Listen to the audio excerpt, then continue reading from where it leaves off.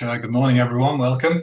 And hope it's a bit brighter where you are than where I am. It's grey and horrible. But anyway, so today we're going to have a look at the effects of Brexit on your export strategy. So a little bit of an introduction first, then we'll review quickly the current situation and what it actually means for export and how you can develop your export strategy at the end of this transition period when we do finally leave the EU. So just a little bit, first of all, about me and my company. Go Exporting is a specialist export consultancy that launches businesses into international markets, for basically everything from export readiness through to assessing opportunities and devising and implementing strategy. At the moment, we're very occupied with Brexit and helping companies plan for Brexit. Even at this last moment, we've introduced a fast track service to help companies review, even if they're a little bit behind, and that's proving very popular. So it's very busy at the moment on that. So if you do have any last minute queries on Brexit, we can still help you. So the current situation, where are we now? What's going to be changing? A little bit about the World Trade Organization. We hear a lot about it, but some people are not quite sure what it is. And then the anatomy of a free trade agreement. The free trade agreement is what we're trying to negotiate with the EU at the moment to help us avoid any nasty duties and so on as we move forward. And we'll also look at where we are now with those discussions and what the stumbling blocks really are.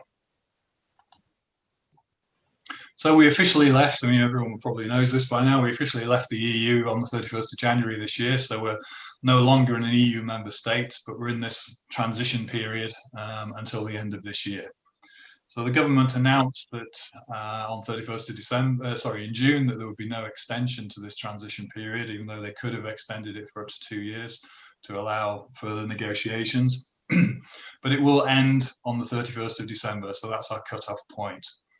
But until the end of the year, we remain in the single market and the customs union. So we haven't really seen any changes since we officially left. We are seeking to enter into this comprehensive free trade agreement with the EU. And as we know, that those discussions are ongoing as we speak at this moment. And although they don't seem to be going too well by all accounts from the news this morning. So there's been various posturing that's been going on. The UK threatened to break the withdrawal agreement and so on. The EU's threatened to walk away. A lot of it's posturing, and hopefully there will be a deal before we're all finished. And we're also, as the UK, we're looking to mirror free trade agreements that the EU has with other countries, because we'll no longer be party to those after the 31st of December. So, you know, it'll be the end of free movement of goods, the end of free movement of labour, for example. So there's going to be some big changes coming. As I say, we're no longer part of the customs union or single market. Customs declarations will now be required on every shipment in and out of the country. We become a third-party country to the EU, so effectively they'll treat us the same as they treat the US or China or anyone else, unless we have this free trade agreement. And as I said, we lose this access to EU free trade agreements with other countries, which we've been frantically trying to negotiate. For example, we've just concluded one with Canada and one with Japan a few weeks ago. So we're getting there, but there's still a number that are outstanding. And may affect you if you deal with certain countries like South Korea, for example. We don't have an agreement with them as yet. Unless there is a free trade agreement, we'll end up back on trading on WTO rules, World Trade Organization rules. And as I say, what is the World Trade Organization? Well, it's actually sort of a club, if you like, of nations. Has started out in 1995 with 125 nations covering 90% of global trade. Now there's 164 nations that are members of the WTO. And what it does, they confer what's called most favored nation status on each other and agree to treat each other equally in terms of tariffs on trade and quotas and so on. So that there's no discrimination, there's no preference. So what you give to one country, you have to give to another country. And these are binding and enforceable on the member states, and it's regulated by the WTO. So it does give a degree of transparency, but there are also some safety valves in there if a particular country needs some special arrangements for any particular reason, for a short-term measures because of a disaster or environment, for example, or public health like we have now. But basically the WTO helps to regulate world trade. And when you consider there's something like $13 trillion worth of trade every year, there's a lot of trade going on. So, as we've said, the WTO aims to eliminate quotas and reduce duties. There are over 5,200 duty rates on the WTO website. There's a link there to the website where you can check the duty for your particular products. Well, I've listed some averages here. So dairy products, 37.5%, confectionery, 21.2%, and so on. Animal products, 16.3%. So you can see there's some quite large duties potentially on certain products. Cars, car parts, 7%. But then you do have products where there's no duty, like upholstery, jewelry, leather goods, and so on. So it is important to check your own products and see what their duty is going to be. But as I say, we're trying to negotiate this free trade agreement with the EU, and a free trade agreement goes beyond pure World Trade Organization rules, as we say there. It's a deep integration trade agreement. The EU itself is the deepest kind of integration free trade agreement. We're looking for something not quite so deeply integrated anymore, but still very close links, which do now tend to include non-economic items or clauses, as well as the pure economic clauses on duties and tariffs. But because of that, they're very complicated and they can take years and years to conclude. For example, the European agreement with Canada, CETA it's called, took 9 years. EU-Japan agreement took 6 years, South Korea 9 years. And we keep hearing a lot about getting a trade agreement with the US. Well, on average, they take 5.5 years to agree something with a foreign country. One good thing is, and we've already agreed something with Canada and with Japan, and what's happened is we've based the agreement on the existing EU free trade agreement, so it was easier to get through with some tweaks to make it specific to our situation. So, as I say, we're negotiating this deep integration free trade agreement, and we also need to develop free trade agreements with other countries as well. And all of that's got to be done by the 31st of December 2020, even if we're just going to stand still, basically. So there's a lot that needs to be concluded in a very short space of time. Let me say a modern free trade agreement includes all of these different elements. So trading goods is the one that most people think of, so customs duties, trade facilitation, making trading easier, rules of origin. Agriculture is always a big area of free trade agreements in terms of protecting local farmers, but also opening trade up, and the technical barriers and certificates and so on. Trade in services are not generally hindered by tariffs, but by laws and regulations. So in most free trade agreements, there's only modest concessions are made. The main one is being mutual recognition of each other's qualifications, so it's easier for a lawyer in the UK to work in France, for example. There's also usually provisions for foreign investments for protection, so to remove barriers for overseas investment, for example, and rules on government procurement. Now, this is one of the big areas of conflict in the negotiations at the moment, where the UK wants to keep its sovereignty and have say over its own investments and rules and so on, and the EU wants to have more control over that. So that's one area of conflict at the moment. Free trade agreements also look at free intellectual property, normally expanding on protection compared to WTO rules. And they also increasingly are looking at things like environmental and social sustainability, for example, and complying with international treaties. So again, these are areas that the UK and EU are trying to agree on at the moment. But where are we now? Well, where we are really is there are two big stumbling points. One is called the level playing field. You've probably heard of it. The EU wants that the UK legally commits to maintain at least the current standards in environment, labour and climate change, and that state aid rules will apply to the UK as well, so that we can't suddenly start giving more incentives to our companies and grants and subsidies and so on, which would create unfair competition versus the EU.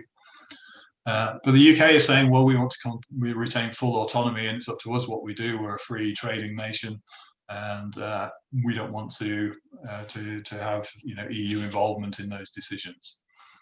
And the other big area of conflict is fishing quotas, which is only a really small part of everyone's GDP, 0.1%, something like that. So it's a very small amount, but it's politically significant. And the EU wants to maintain access to our waters, and we want to have more say about the access of EU vessels into our waters.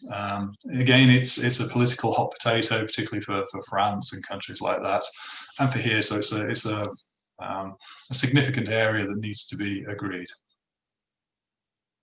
And this is where we are at the moment. And by all accounts, last night there was some kind of disagreement about the level playing field again. And the UK saying that the EU was trying to extend what it had been asking for previously, and the EU denying that. But whatever's happening, whether it's posturing to just try and get an agreement or not, we're getting down to the last minute, obviously. If an agreement is made, then it has to be ratified by both the UK and the EU before the end of the year in order to come into law by the 31st of or by the 1st of January next year. So time is very, very short. And if it doesn't happen, then we fall back immediately onto WTO rules. So what does all this mean for export? We're going to have a quick look at that. We've done that in detail in other webinars. We'll also look at the Northern Ireland Protocol, how that affects you if you're in Northern Ireland or you're dealing with Northern Ireland, and how you would address these challenges. So there's a long list of potential implications. Everything starts with the HS code, the commodity code for your product, which you need to know. If you've dealt previously only with the EU, you may not know what the harmonized standard, the harmonized commodity code is for your product. It's a coding that's used by most countries around the world to designate what that product is, so that it can be tracked and traced and the right duties applied for that product around the world. So you will need to know what that code is for your products, and is actually the starting point for everything else that comes after in terms of, let's say, duties and quotas and so on. So you need to make sure that you find out what your HS code is. You can find that on government websites, for example, and you can get advice on that as well. One of the first implications is that you will need an EORE number, which stands for Economic Operators Registration and Identification. So you should, if you're dealing with the EU already, you should already have been sent that by the government. But if not, and you are dealing in export, you need to get that number. You can apply for it online. It only takes a few days, but you do need to start now because there is expected to be a rush towards the end. But you need that number from the 1st of January to put on your customs declarations to actually move goods in and out of the country. So you need to apply for that as soon as possible. You may also need an EU EORE registration number if you're the importer of record into the EU. For example, if you're delivering on DDP terms, then you will need an EU EORE number as well. So again, that's something you need to consider, and you have to apply for that with the customs authorities or with the tax authorities in the EU, in the country that you're dealing with. You only need one for the whole of the EU, but you need to apply for it. And similarly, if you're in Northern Ireland or you're dealing with shipping from Northern Ireland, you need a separate EORE number that starts with XI. So again, you need to have a look at that, whether you will need that. You should again be sent that. You have to have a GB number before you can get an XI number. and it should be sent to you automatically. But if you're in any doubt, then you need to check that you need that number. And there is something called the trader support service for dealing with Northern Ireland, because that's become a bit of a special case. As we said, we need customs declarations. Every movement in and out of the country will now need a customs declaration. It's reckoned that there's going to be an increase from today around 50 million a year to 300 million a year. So there's going to be a huge increase in the amount of customs declarations that are required. And because of that, it's estimated that we have a real shortage of customs brokers and customs agents. And there's potential for real delay at ports. As we've seen, the government's already planning for that. They've building lorry parks down the M20 and the M2. They're planning for delays and are really expecting delays.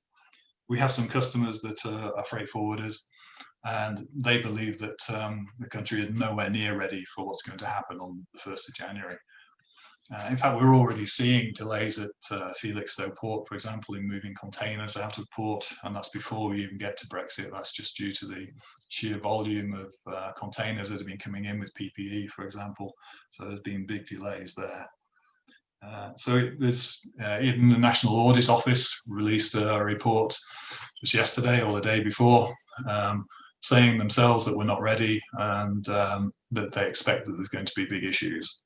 So be prepared for that, because that may affect your deliveries coming in or going out of the country, and you need to be prepared and prepare your customers and your suppliers for that, and make sure that sufficient stocks are available to cover any delays. Other ways where things may change are the requirement for sanitary and phytosanitary certificates for animals, for plant products, and so on. Whereas before, within the EU, you may not have needed those, or it may not have been so strict. There will be more stringent guidelines, more stringent requirements, which you do need to follow. Same with strategic controls and licenses for things, goods that could be dual use, for example, military use and industrial use. You need to have a special license and control, which you have had to in the past, but the range of products is slightly changing by the UK now.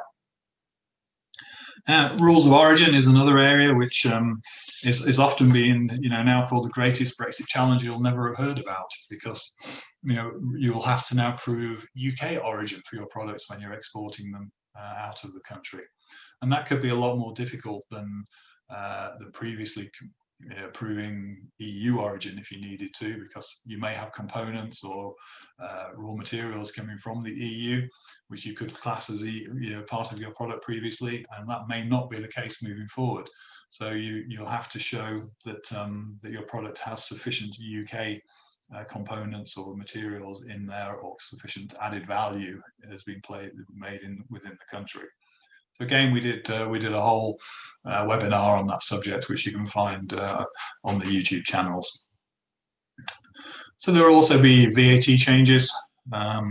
Every export now is zero rate going out of the country, but when you get to the EU, there will be VAT applicable on the import into the EU, which either you will have to pay if you're delivering on DDP terms, or your customer will have to pay. And that's one of the big changes, that your customer could become the importer of record. So you need to make sure that they're aware of those changes and are prepared for those changes and are willing to take on the additional responsibilities of those changes. Same with approvals and CE marking. The UK is introducing its own version of CE marking called UKCA, which the EU has said it won't recognise. The UK is saying, well, we're going to have our own anyway. So it could end up that you need to have both if you're dealing with the UK and the EU. Although hopefully some sanity will come through in an eventual agreement, and there'll be mutual recognition of that. There is a transition period for the UKCA until the end of 2021, so it's not an immediate issue, but is something you'll need to plan for if that situation does arise. And we've mentioned about Inco Terms. You need to be very clear on the Inco Terms that you're using with your customers or with your suppliers, because that will govern who has the responsibility, for example, for duties, for VAT and so on. So if it's DDP, you have the maximum responsibility if you're delivering into the EU, or your supplier does it delivering into you, and so on. So you need to be sure what the Inco terms are going to be. Who is the importer? We've already really mentioned that the rules in the EU will be whoever brings the product in is the importer of record, and they have responsibilities for that product to ensure that it has the correct approvals, for example, it's the right standards. And they may not want to do that, and that's something that you need to discuss with your clients as well. And e-commerce is also changing. We're no longer part of the e-commerce directive, so we have to check that we comply with the rules in every country. And of course, there's the V80 changes on e-commerce as well, which will need to be looked at in detail, whether you need to have a local V80 number in the country in the EU, or whether you can use a one-stop shop service, for example, or an online marketplace that can take that responsibility for you. So there are a number of areas around e-commerce, which, again, there's a separate webinar that have been on that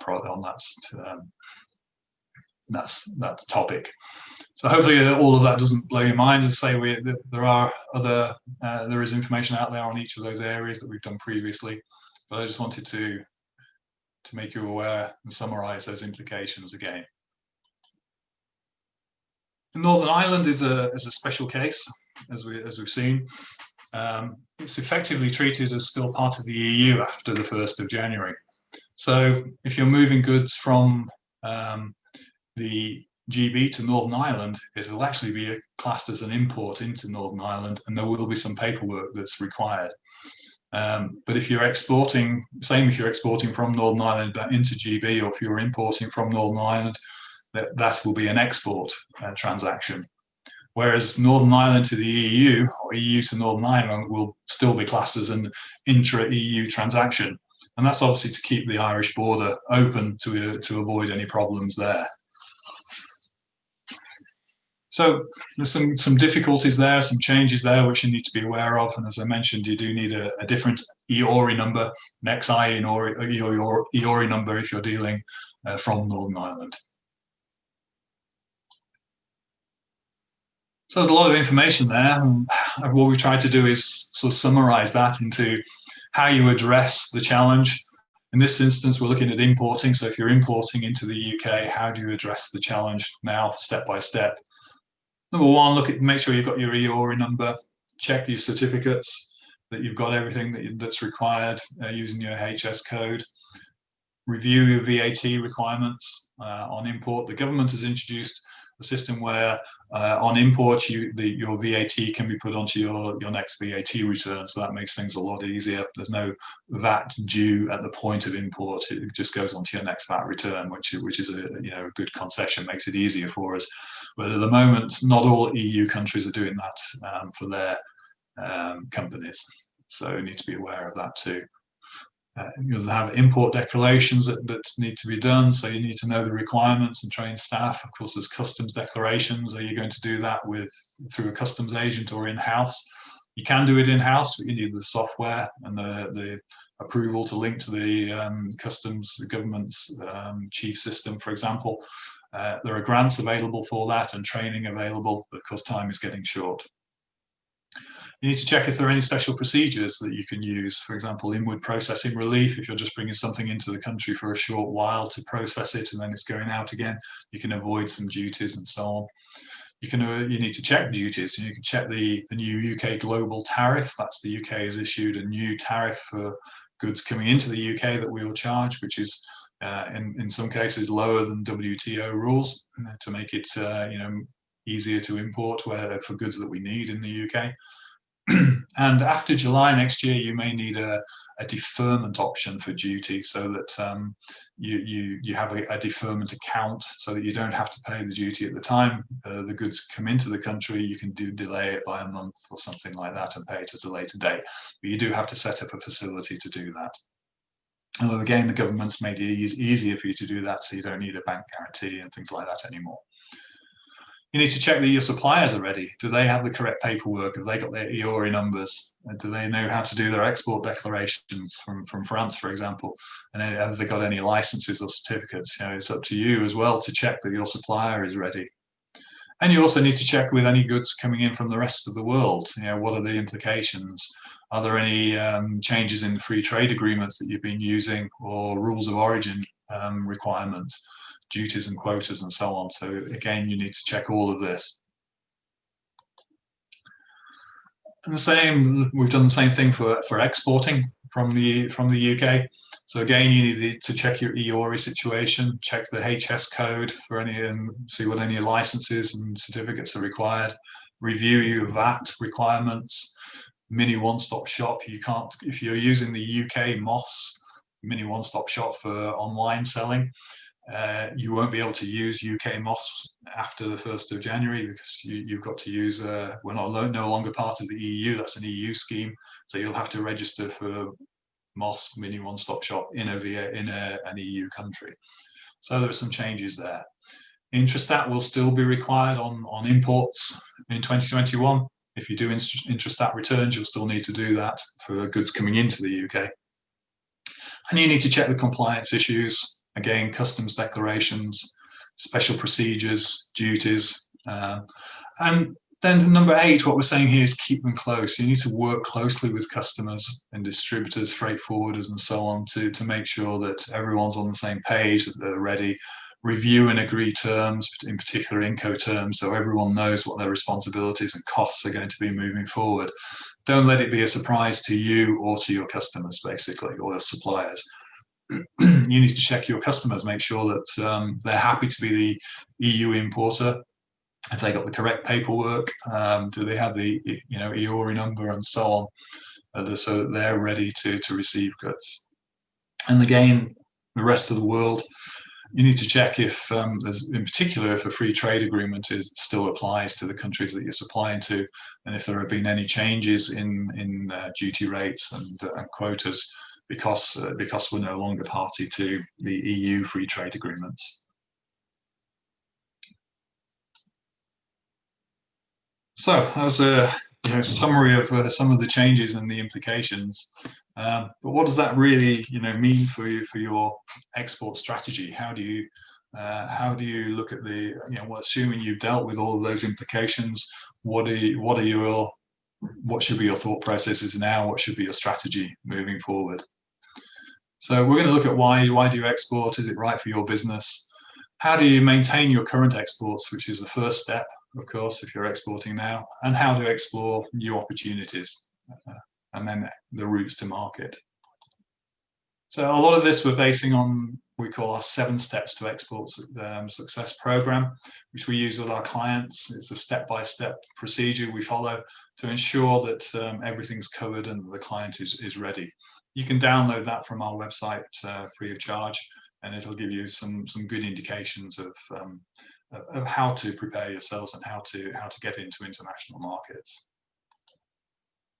So why do we want to export? It seems the basics, I guess, but of course we want to gain additional sales. That's the main reason everyone looks at exporting. We want to grow. Maybe our home market is already saturated, or there's limited growth possibilities, or we see an opportunity in a particular country and we want to pick the low-hanging fruit. So we want to gain, additional sales. That also gives us the opportunity to gain economies of scale. Our overheads may remain the same or similar, but we can increase or use up excess capacity, and only additional or variable costs supplying. So it can help improve our margins and contribute more to our overheads. We may also want to reduce our local market dependency. We want to spread the risk, replace market dips that we see. There's a big market dip at the moment, isn't there? But unfortunately, it's in a lot of countries around the world.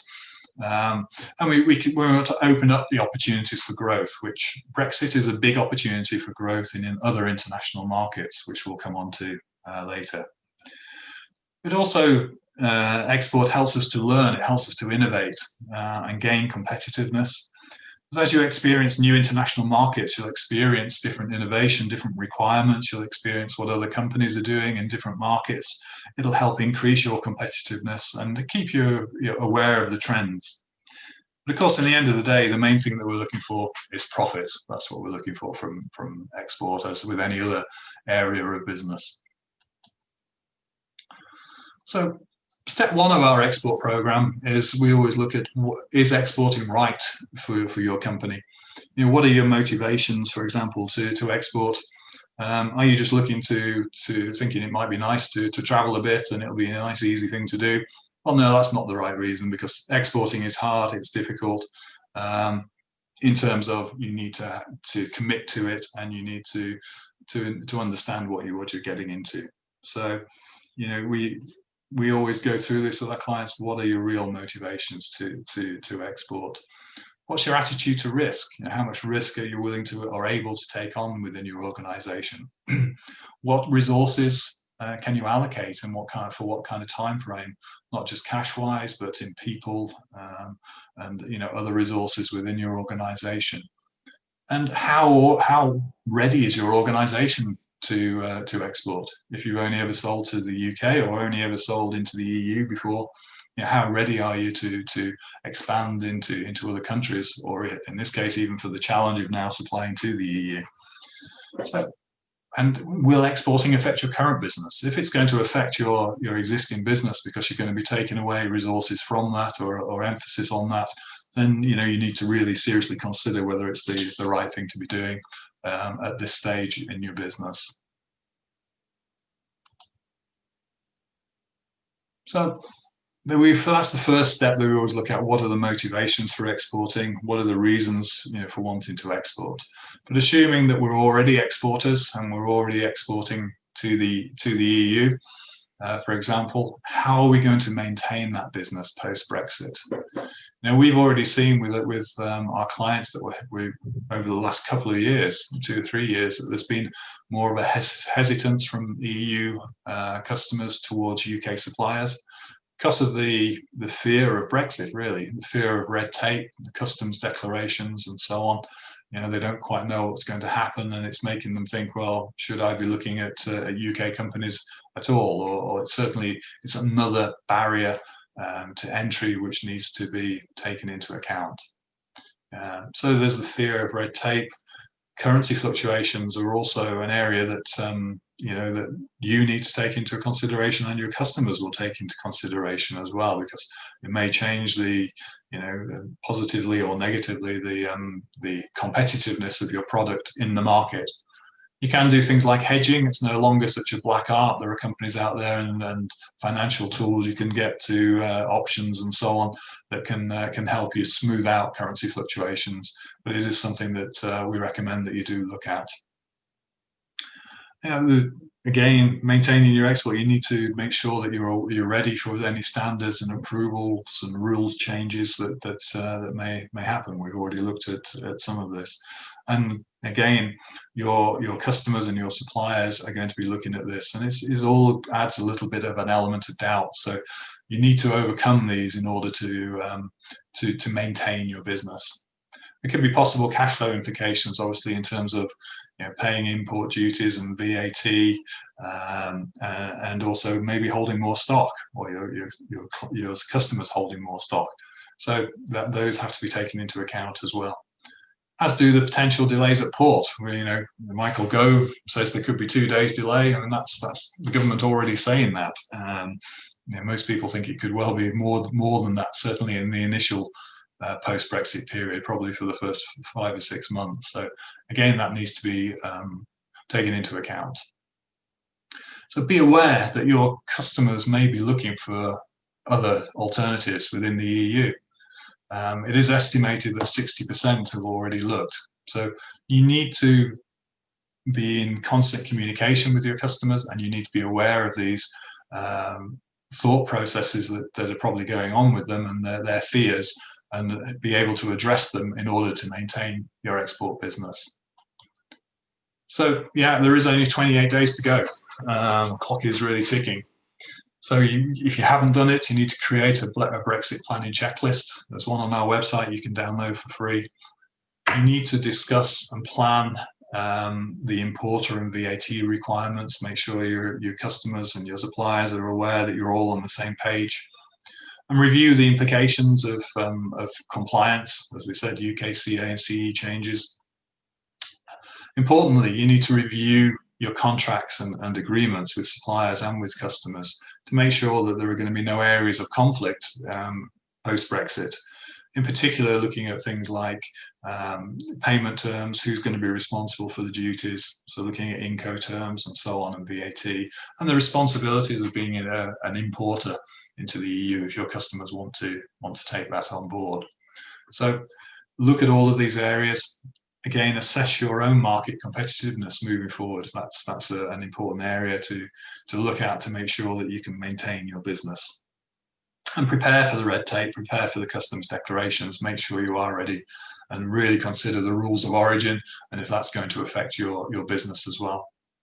The key here is what we call keeping them close, keeping your customers and your suppliers close, communicating with them, making sure that that they know that you're working on this and that things should run smoothly after Brexit as well.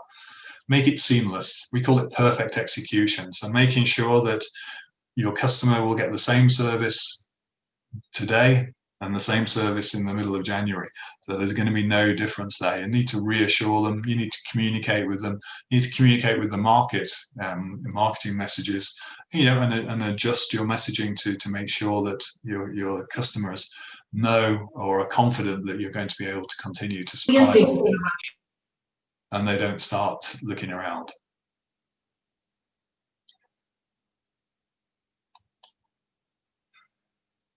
So the next step in our program, well, let's assume now we've maintained our exports and we're happy with that, is exploring the new opportunities from Brexit. It's now just as difficult or just the same to export to the US or Brazil as it is into the EU. We still need the same customs declarations. We've got the same challenges from that point of view. We don't have this free movement of goods and labor around the EU anymore.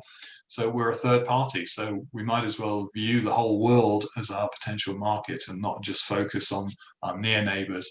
So we can see if there are greater or important opportunities elsewhere. But how do you do that? How do you decide where to go? And one of the ways is, obviously narrow is knowledge and logic. It's logical that the US is going to be a bigger market for you than the Seychelles, for example. So you can narrow it down in a lot of ways quite easily like that and pick the main markets to look at. You also assess your in-house data. Look where you've had inquiries from in the past. Look where you've made sales from in the past. There may have just been one-off sales that you hadn't thought of, or you might find that there's been a cluster that you haven't recognized previously. So see where from your in-house data you can learn a lot. You can also learn an awful lot from your competitors. Where are they selling to? Where do they have subsidiaries, or where do they have distributors? Where do they do when they could? When do they do? Where do they do conferences and exhibitions? It's more difficult at the moment, but you can pick up a lot of information from your competitors, and it's an area which a lot of companies don't focus on enough in identifying what their competitors are doing. You can learn from their innovations as well, of course, and in other areas, but particularly, here we're talking about markets. You can see where there may be potential markets because of where they are. You can do market research. There will be off-the-shelf market research, or you can use companies like ourselves that do market reports and review markets to see which are going to give you the best opportunities, and we can take that further into giving you a market entry strategy and so on, and finding your contacts in the market. So there's lots of support out there for helping to get into international markets. And of course, another key area that's going to indicate where potential business can come from will be free trade agreements moving forward. We've now got a free trade agreement with as the UK with Canada and with Japan.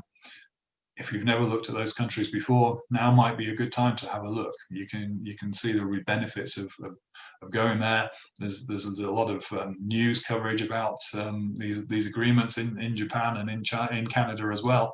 So you might as well look at the options there, and maybe you can ride off the back of that and get some business. So look at free trade agreements as a good way of indicating where might be a good opportunity. Excuse me, but how do you evaluate where the best countries are? You know, you might come up with a list of 20, 30 countries. You can't possibly go to them all at the same time. So is it just the size of the market that matters? Is it the pound value? Is that the best indicator of market potential? Well, of course, yes, it's one important indicator, you know, but it's not the only one.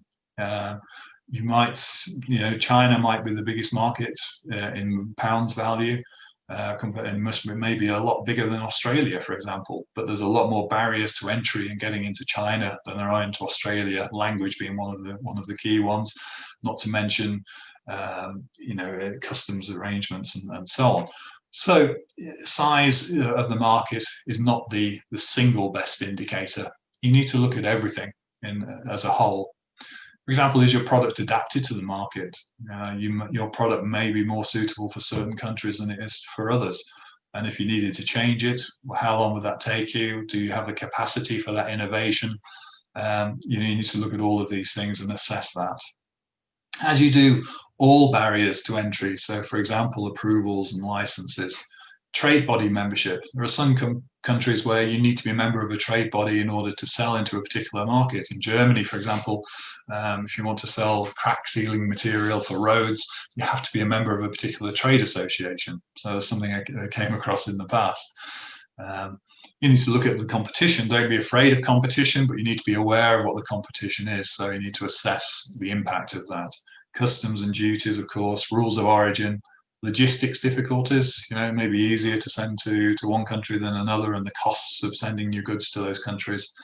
Language is another one, as is currency. You know, will they deal in an international currency, or are you going to be expected to deal in the local currency? You know, and what difficulties is that going to cause you? So is that a real barrier to entry? And the final one is to look at the country risk. You know, everything may look great, but how stable is the country? How stable is the government, and so on? I mean, it may seem, you know, these days, oh, it should be okay, but I remember years ago where in Venezuela, there's a big cement company from Mexico that had lots of plants in Venezuela called a company called Cemex, and doing great business. And then one day the Venezuelan government just nationalized the whole industry without any real compensation, or not the correct compensation for Cemex. So you do need to be aware of the potential country risks. So you've got a lot of information there that you've gathered. How you're going to evaluate, how you're going to compare the different markets to see which are going to be the best ones for you to look at. It's no good going on a gut feeling or just looking at one thing or another. So we take a very scientific approach in this when we're doing this with our clients. So we list all of the factors which affect the evaluation, the things we've just been talking about, market size, also the growth rate in the market. You know, if the market's a big market but it's declining, there may be another market which is slightly lower at the moment but has a higher growth rate that may be more attractive. Looking at all the barriers to entry and so on. So how do you do that? You list all those factors. Then we assign an importance weighting to each factor. So how important each factor is for your business, for example. We'll look at a specific example in a moment. And then we apply a rating to each factor between 1 and 5, you know, from high to low, or low to high rather, in terms of how important it is for your business. And that generates a score for each of those factors.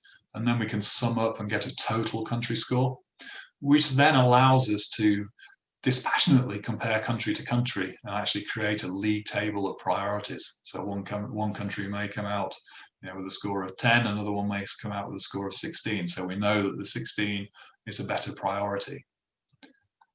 And this is what it sort of looks like in reality. This is a template that we use. We're happy to send you the template if you like it. You can contact us at info@goexporting.com. So you can see here we're using market size. So 1 is low in this case, 5 is high. and we're giving that a rating of, in this particular example, of 4. And you can see the weighting, the importance we've given to market size for this particular company was 20% of our overall 100% score. These you can change depending on your own situation, depending on what's most important for you.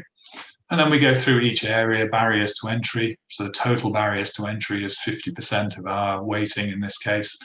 And we've got a score there at 29 times 50%, so 14.5 is our overall score for barriers to entry. And then we look at product adaptation to the market, brand awareness, if that's important, country risk, and so on. You can add to these, with things that may be specific to your products that are important in your evaluation. And then what you get is you get a total score. So there you can see the total score for this particular example was 16.5. And what that means is this is how we rank them. So low priority would be a country that gets a score of less than 8. Medium priority, 8 to 12. It's a good prospect between 12 and 16. And if it's a real top target, then it'd be greater than 16. So in the case we just looked at, we came to a score of 16.5.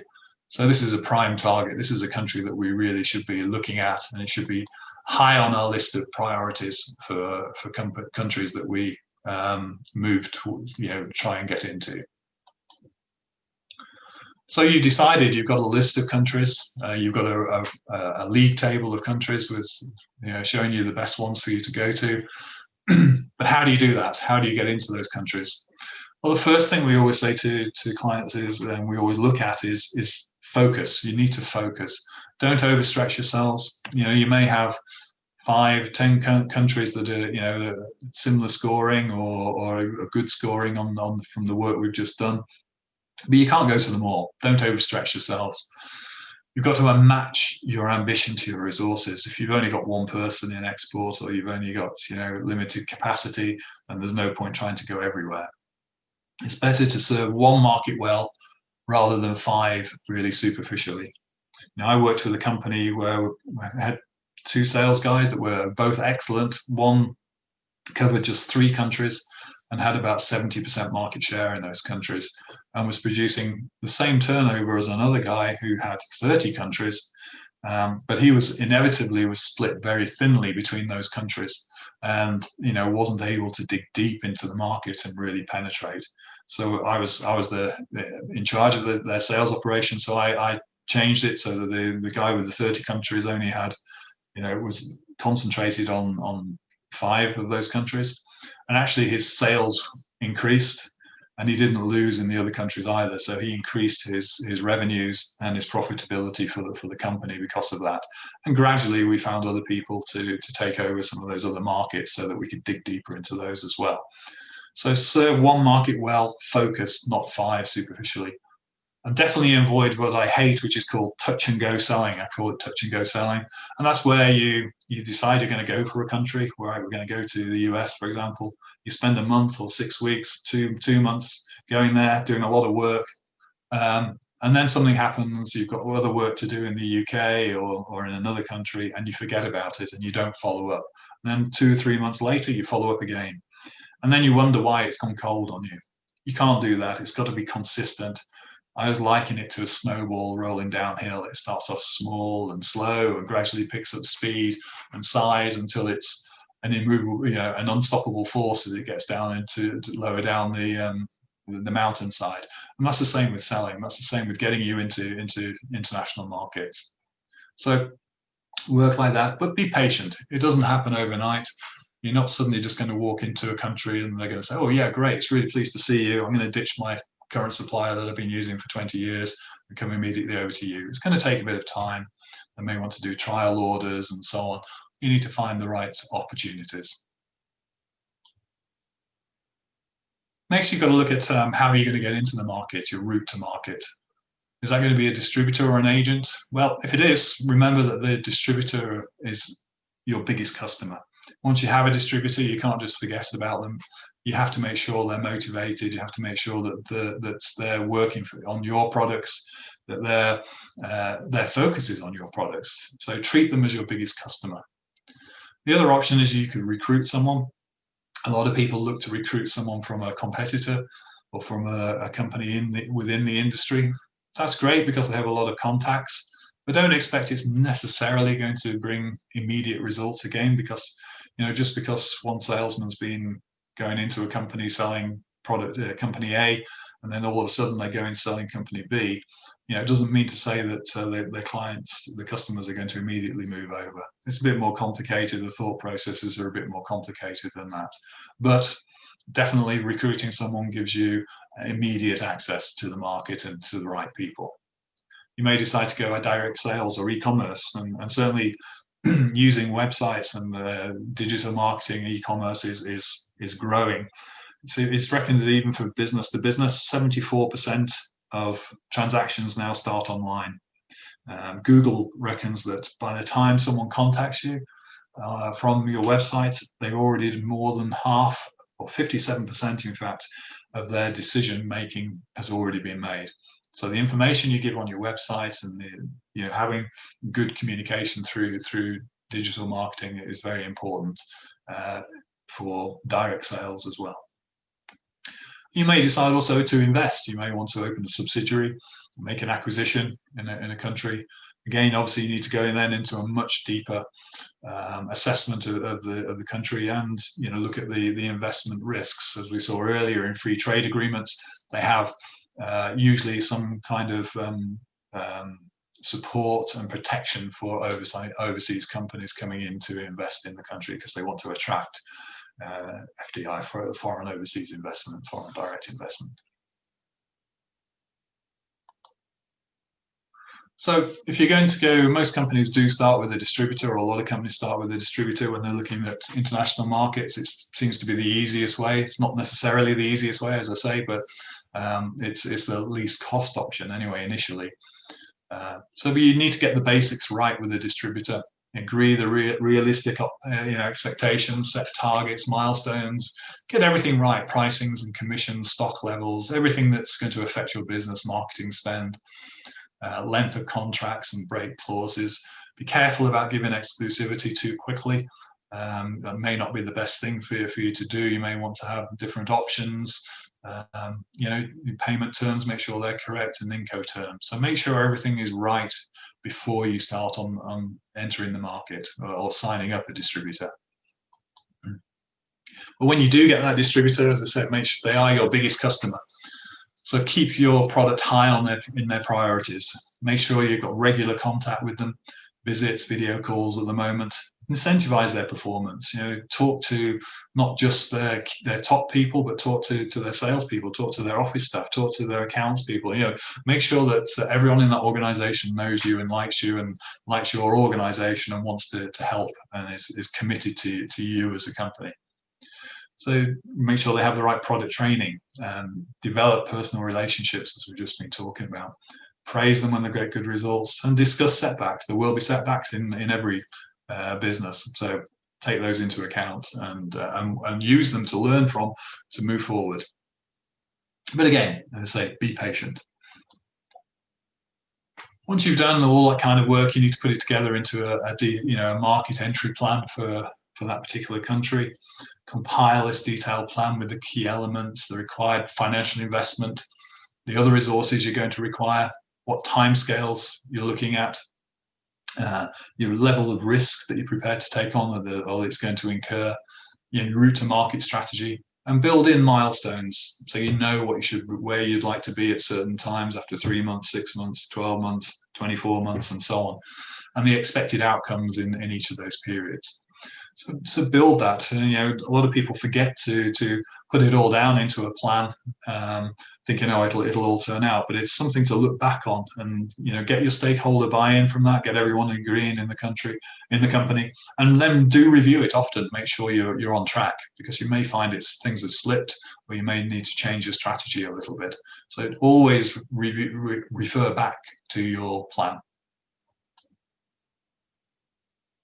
So in summary, as from 1st of January, we're out of the EU, whether there's a deal or not. So plan for Brexit, embrace the change and the new skills it's going to bring. Really concentrate initially on maintaining your current exports, keeping your customers close, making sure that you've got perfect execution after Brexit, just the same as before. And then use these new skills that you've developed to open up the world of opportunities that are out there. You do need careful evaluation of the market. We've just looked a little bit at how you do that, decide how to go to market, and plan your export strategy in detail. Really expand your horizons. Brexit is an opportunity as well as having implications. So I hope that's been in some ways useful, and I'll be pleased to answer any questions. Thanks, Mike. That's great again.